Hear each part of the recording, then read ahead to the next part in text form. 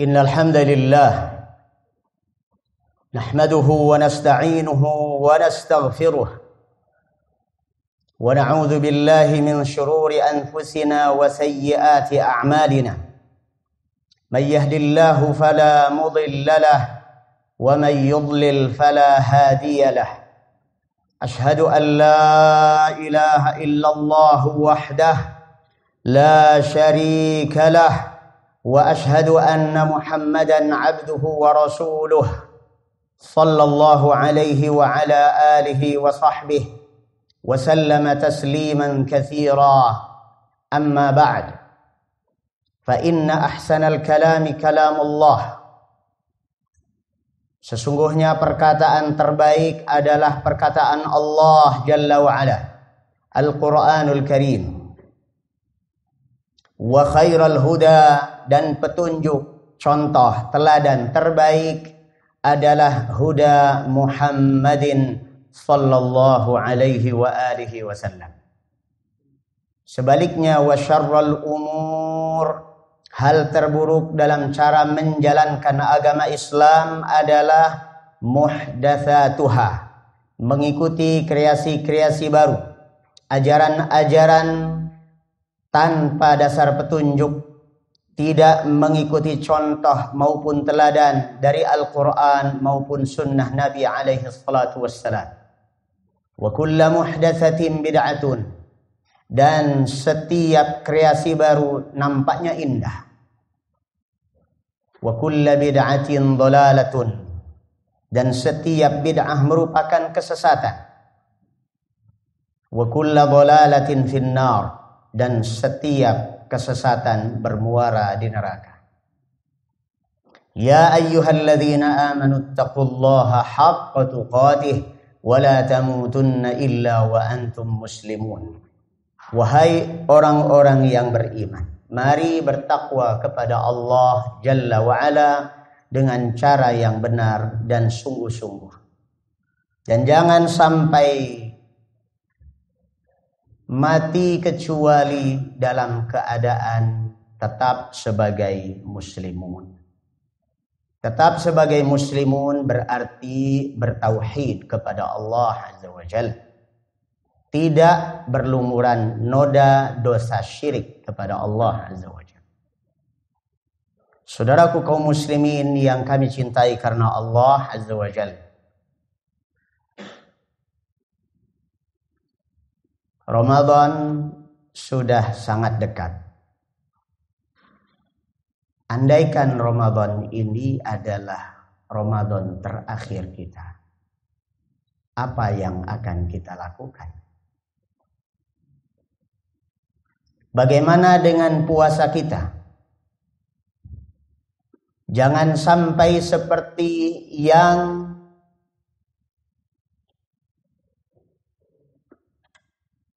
diperingatkan oleh Rasulullah sallallahu alaihi wasallam tentang puasanya orang yang gagal. Seperti orang gagal panen.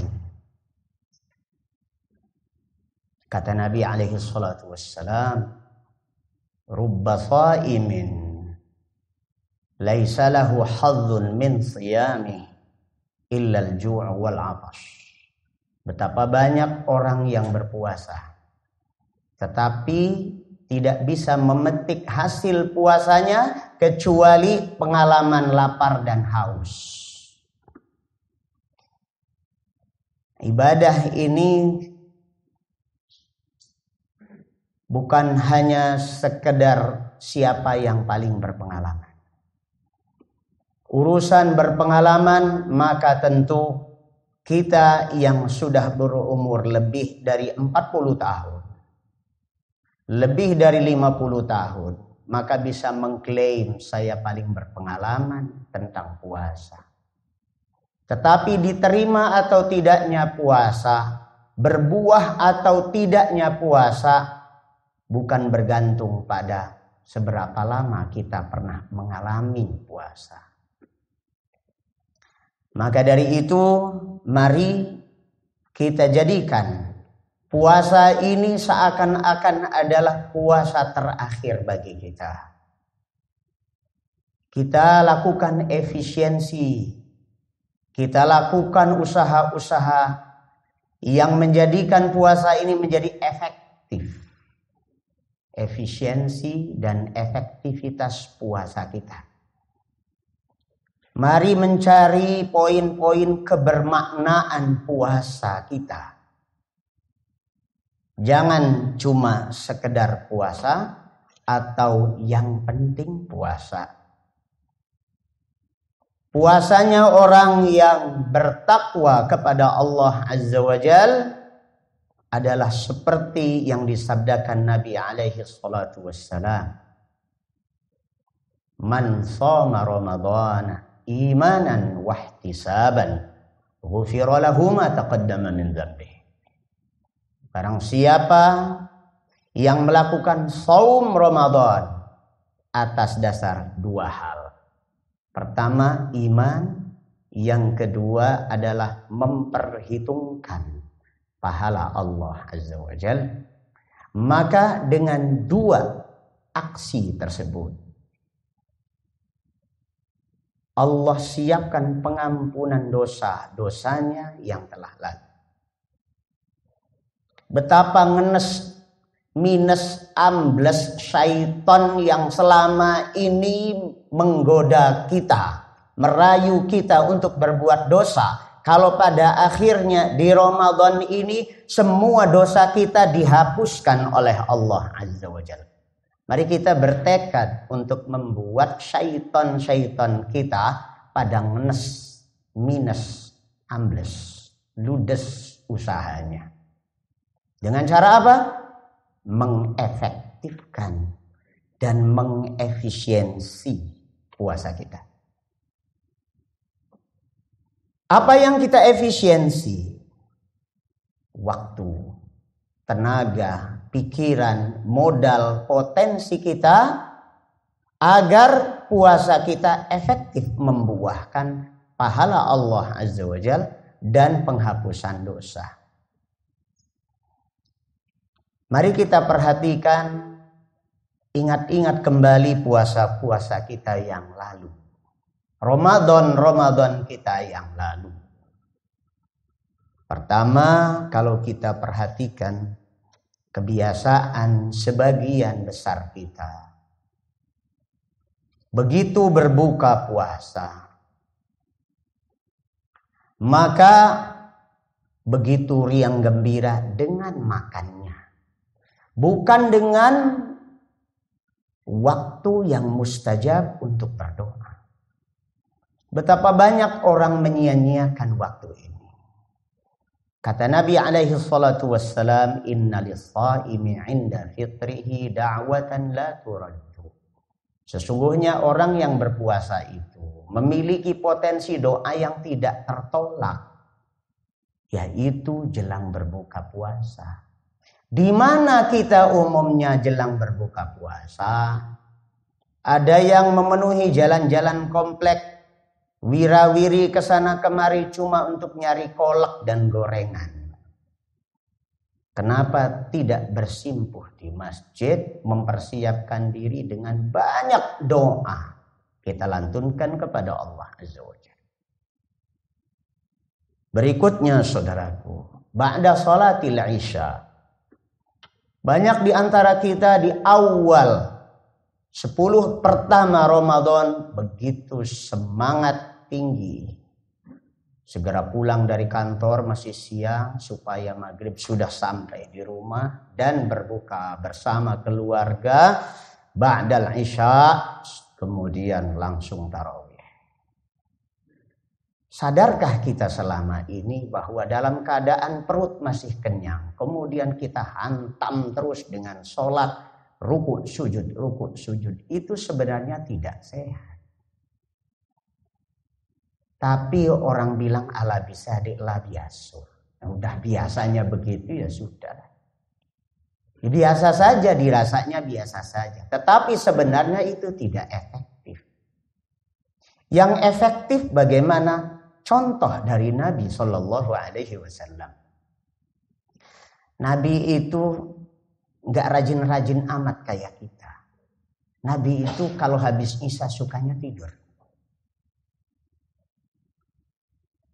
Tapi nanti pertengahan malam bangun.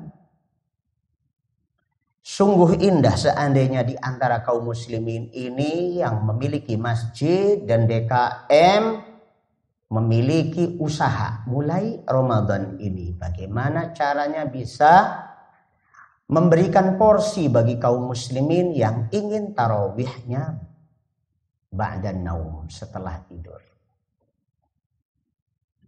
Dan ini bukan bid'ah. Dulu Nabi SAW juga melakukannya seperti itu.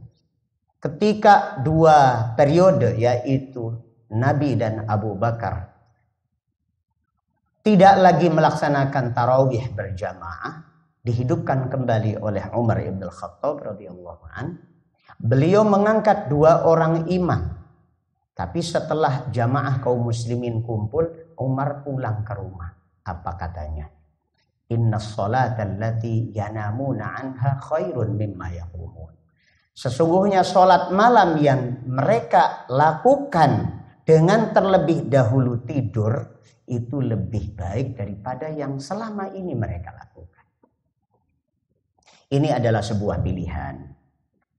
Melaksanakan tarawih ba'da sholatil isya tentu tidak batal dan tidak salah dan bukan bid'ah, bukan dosa. Tapi kalau kita bicara efektivitas, maka afdolnya akan lebih baik kalau kita laksanakan setelah tidur.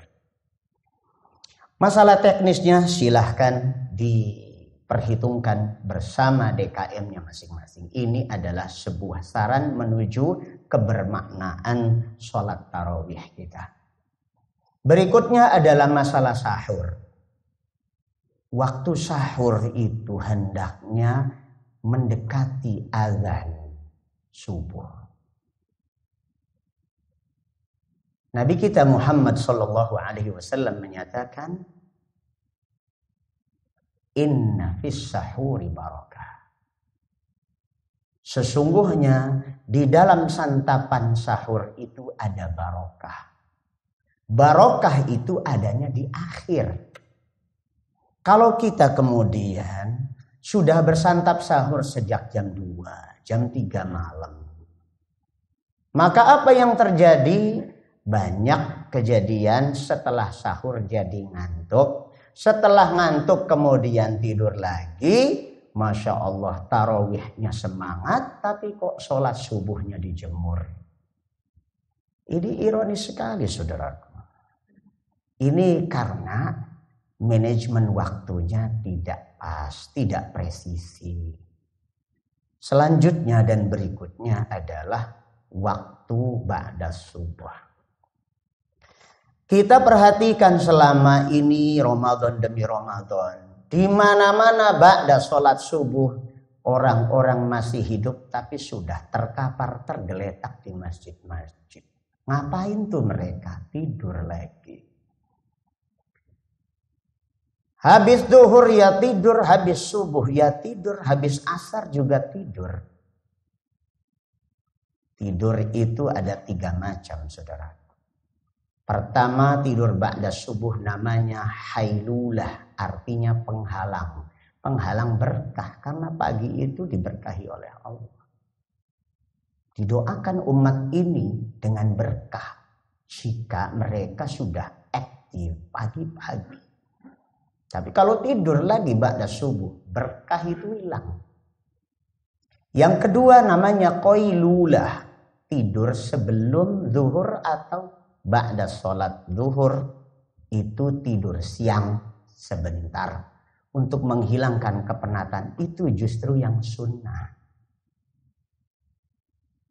Justru ini dianjurkan oleh Nabi alaihi salatu wassalam.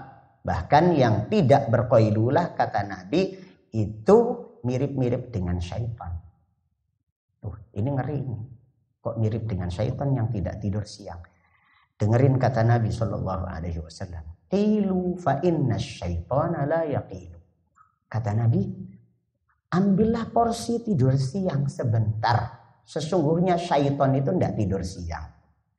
Ini apa? Isyarat. Jangan sampai kita kayak syaitan. Syaitan itu tidak tidur siang. Ya. Baik, saudara. Kemudian yang ketiga adalah tidur ba'da sholatil asar. Namanya ailulah. Ailulah itu tidur ba'dal asar. Ini justru penyakit. Dalam hadis Nabi SAW dikhawatirkan itu bisa menjadi penyebab penyakit gila. Jadi jangan sampai gila gara-gara tidur. Saudaraku kaum muslimin yang kami cintai karena Allah Azza wa Jalla, yang jelas Ramadan ini adalah bulan melek, bulan puasa, bukan bulan tidur. Semoga Allah Azza wa Jalla menjadikan kita semakin paham tentang agama kita, sehingga Ramadan yang akan kita lalui kali ini menghasilkan pahala besar buat kita dan menghapuskan dosa-dosa kita. Aqulu qawli hadza wa astaghfirullah li wa lakum wa sallallahu ala nabiyyina Muhammad wa alihi wa sahbihi wa sallam.